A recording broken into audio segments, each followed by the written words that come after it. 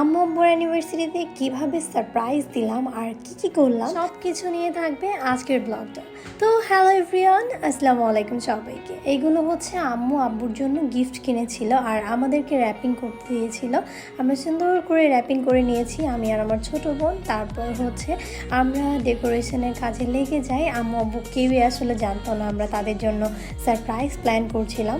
এখন যেহেতু রুম দুই সাইডে হয়েছে তাই ভালো হয়েছে, দেখা যায় যে আম্মু বুঝতে পারে না। আমি, নিসা, রবিন সবাই মিলে সব কিছু ডেকোরেশন করছিলাম। এতগুলো বেলুন ছিল আর তার মধ্যে আমরা বেলুন ফোলানোর যে পাম্পারটা সেটাও খুঁজে পাচ্ছিলাম না। আমরা সবগুলো নিজেরাই ফুলিয়েছি, মানে এত কষ্ট হয়েছিল। তারপরে এটা চিন্তা করে ভালো লাগছিল যে আম্মু আব্বু দেখে অনেক খুশি হবে।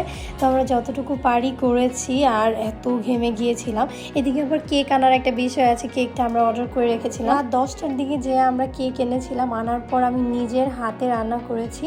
আমি আগেই সব কিছু এনে রেখেছিলাম যে আমি রান্না করব। তো আমি খিচুড়ি আর মাংস একসাথে মিক্স করে রান্না করেছিলাম। আর এই সাইডে রবিন একাই ডেকোরেশন করছিল আর ডেকোরেশনটা এত সুন্দর হয়েছিল। ও একাই এত সুন্দর করে লাস্টে কমপ্লিট করেছে, আমি দেখে খুশি হয়ে গিয়েছি। তারপরেই তো আমি হচ্ছে রান্নার ওই সাইডে চলে গেলাম। আমি এই সাইডে রান্না করছিলাম আর ভাবছিলাম কেমন হবে। তারপরেই তো আমি রান্নাটা আস্তে আস্তে করেই ফেললাম। আমি যদিও ভালো রান্না পারি না, কিন্তু দেখে দেখে আসলে টুকিটাকি করে চেষ্টা করি। আর আমার ইচ্ছা ছিল যে আম্মু আব্বুর জন্য নিজের হাতে রান্না করবো। আমার রান্নার ধরন দেখে বুঝতে পারছেন অনেকে যে আমি আসলে এত প্রো না।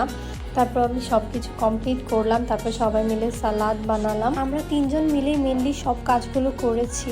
আমরা অনেক কষ্ট করেছিলাম, আসলে আমরা কিভাবে যে কমপ্লিট করেছি এত অল্প সময়ের মধ্যে রান্না করা, ডেকোরেশন করা।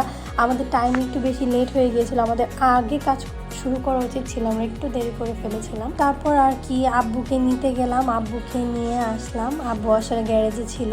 তারপর আব্বুকে নিয়ে আসার পর আব্বু আসলে ভয় পেয়েছে, আব্বু ভেবেছে আম্মুর কিছু হয়েছে। আব্বুকে আমি বলেছি বাসায় খুব ইমার্জেন্সি, চলো। আব্বু খুবই ভয়ে ছিল। আসার পর দেখে আম্মু ঠিক আছে। তারপর হচ্ছে তো ওনাদের সারপ্রাইজ দিলাম আমরা। আম্মু আব্বু দুজনে এত খুশি হয়েছিল, ওদের ফেস দেখে আপনারা বুঝতে পারবেন। এর আগের বার আব্বু আম্মুকে সারপ্রাইজ দিয়েছিল, তাই এবার আম্মু প্ল্যান করেছে আম্মু আব্বুকে সারপ্রাইজ দিবে। আম্মু আব্বুর জন্য অনেকগুলো গিফট কিনেছিল। তারপর এই ওয়ালেটটা কিনেছিল অ্যান্ড এটার মধ্যে ছিল একটা ওয়ালেট কার্ড। এই ওয়ালেট কার্ডটা কিন্তু আমাদের শপ থেকে নেওয়া হয়েছিল। তারপর আম্মু নিয়েছিল আপুর জন্য দুইটা ফতুয়া, যেটা অনেক সুন্দর ছিল। তারপর আমি, রবিন, আমরা দুজন মিলে আম্মু আব্বুকে দিয়েছিলাম একটা কাপ, যেটা হচ্ছে আমাদের প্রিন্টিং সলিউশন থেকে। আর আম্মুর জন্য নিয়েছিলাম একটা পার্স। আম্মু আসলে হ্যান্ডব্যাগগুলো ক্যারি করতে বেশি পছন্দ করে, তাই এবার ছোট ব্যাগ নিয়ে এসেছি।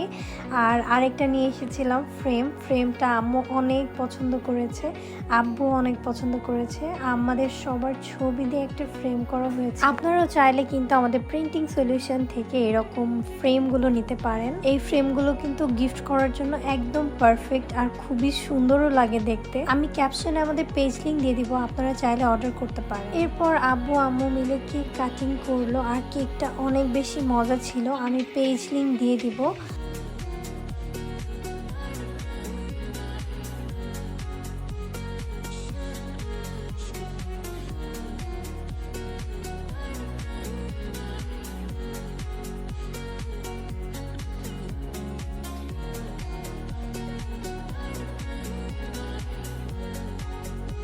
তারপর সবাইকে কেক খাওয়াই দিয়েছিল অ্যান্ড কেকটা আসলে অনেক মজা হয়েছিল। এরপর আমরা সবাই মিলে অনেক এনজয় করলাম, টিকচার তুললাম। আম্মু বারবার করে ফ্রেমটা দেখছিল, আম্মুর ফ্রেমটা অনেক বেশি ভালো লেগেছে। আমরা সবাইকে কেক লাগিয়ে দিচ্ছিলাম, অনেক এনজয় করছিলাম। বার্থডে হোক অথবা অ্যানিভার্সারি, গালে কেক না লাগালে মনে হয় পেটের ভাতই হজম হচ্ছে না। তারপর আমরা সবাই মিলে এই সাইডে চলে আসলাম, আমি সবাইকে বেড়ে দিচ্ছিলাম, আমি রান্না করেছিলাম।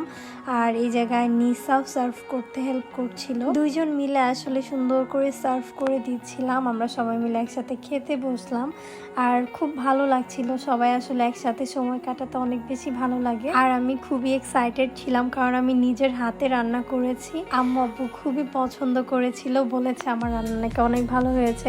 আসলে আমি এক্সপেক্ট করিনি যে রান্না ভালো হবে, বাট আমার নিজের কাছেও ভালো লেগেছে, মোটামুটি ভালো হয়েছিল। আমার ফার্স্ট টাইম এভাবে রান্না করা।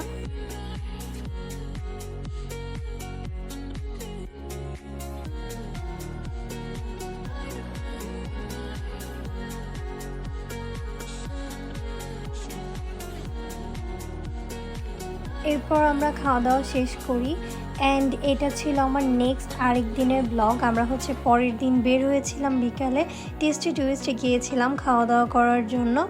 আমরা পিৎজা অর্ডার করেছিলাম। তো আমার ব্লগ কেমন লাগলো অবশ্যই কমেন্টে জানাবেন অ্যান্ড আপনারা যারা যারা আমার ব্লগ দেখেন অবশ্যই লাইক কমেন্ট করতে ভুলবেন না। থ্যাংক ইউ সো মাচ এতক্ষণ ভিডিওটা দেখার জন্য। সবাই ভালো থাকবেন। আল্লাহ হাফেজ।